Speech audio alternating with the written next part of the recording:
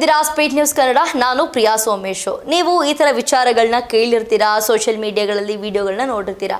Sometimes ರೋಡಲ್ಲೇ ಹೆರಿಗೆ ಆಗಿರುವಂಥದ್ದು, ಆಟೋದಲ್ಲೇ ಹೆರಿಗೆ ಆಗಿರುವಂಥದ್ದು, ಬಸ್ನಲ್ಲಿ ಹೆರಿಗೆ ಆಗಿರುವಂಥದ್ದು ಇದನ್ನೆಲ್ಲ ನಾವು ಕೇಳಿರ್ತೀವಿ.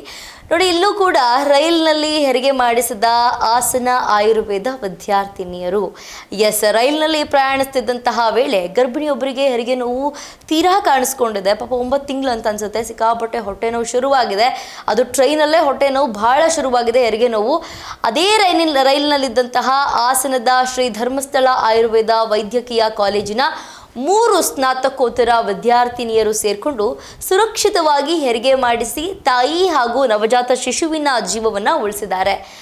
ನೋಡಿ, ಇದು ಬಹಳ ಖುಷಿ ಪಡುವಂತಹ ವಿಚಾರ. ಈ ಒಂದು ವಿಡಿಯೋ ಈಗ ಸದ್ಯ ಸೋಷಿಯಲ್ ಮೀಡಿಯಾದಲ್ಲಿ ಸಿಕ್ಕಾಪಟ್ಟೆ ವೈರಲ್ ಆಗ್ತದೆ.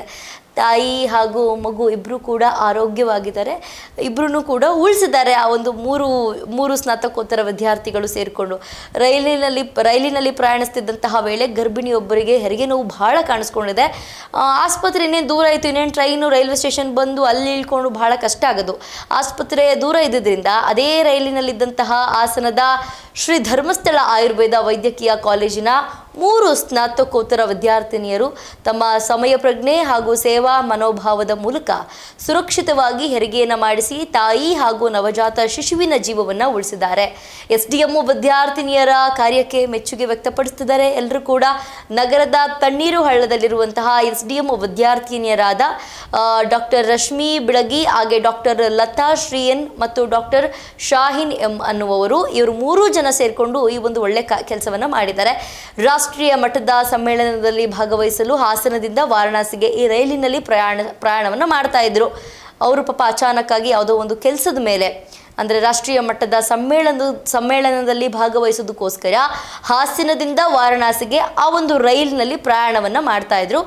ಇದೇ ವೇಳೆ ಅವರಿದ್ದಂತಹ ಬೋಗಿಯಲ್ಲಿ ಪ್ರಯಾಣಿಸಿದಂತಹ ಗರ್ಭಿಣಿಗೆ ಪಟ್ಟಂತಹ ಹೊಟ್ಟೆ ನೋವು ಶುರುವಾಗಿದೆ, ಹೆರಿಗೆ ನೋವು ಕಾಣಿಸ್ಕೊಂಡಿದೆ. ಈ 3 ಜನ ಡಾಕ್ಟರು, ಅದ್ರ ಜೊತೆಗೆ ಅಲ್ಲಿ ಟ್ರೈನ್ನಲ್ಲಿದ್ದಂತಹ ಆ ಒಂದು ಕಂಪಾರ್ಟ್ಮೆಂಟಲ್ಲಿ ಯಾರೆಲ್ಲ ಇದ್ರು ಅವರೆಲ್ಲರ ಸಹಕಾರವನ್ನು ತಗೊಂಡು ಹೆರಿಗೆ ಪ್ರಕ್ರಿಯೆಯನ್ನು ಅತ್ಯಂತ ಜಾಗರೂಕತೆಯಿಂದ ನಿರ್ವಹಿಸಿದ್ದಾರೆ.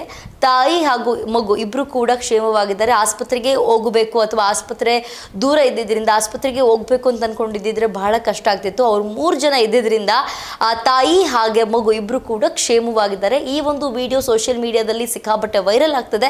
ಅದರ ಜೊತೆಗೆ ಎಲ್ಲರೂ ಕೂಡ ಅವರಿಗೆ ಹೃತ್ಪೂರ್ವಕ ವಂದನೆಯನ್ನು ಕೂಡ ಸಲ್ಲಿಸ್ತಾ ಇದ್ದಾರೆ. ಇದಾಗಿತ್ತು ಇವತ್ತಿನ ವಿಶೇಷ. ನೋಡ್ತಾ ಇರಿ ಸ್ಪೀಡ್ ನ್ಯೂಸ್ ಕನ್ನಡ. ಸುದ್ದಿ ನಿಮ್ಮದು, ವೇಗ ನಮ್ಮದು.